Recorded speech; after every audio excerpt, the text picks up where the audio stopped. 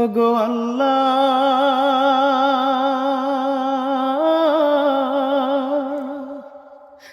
তুমি তো জানো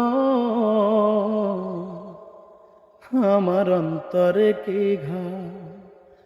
ওগো আল্লাহ,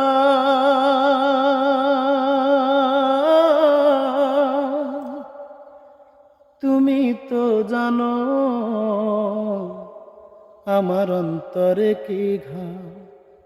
হয় আমাকে মুক্তি দাও, না হয় তুলে নাও।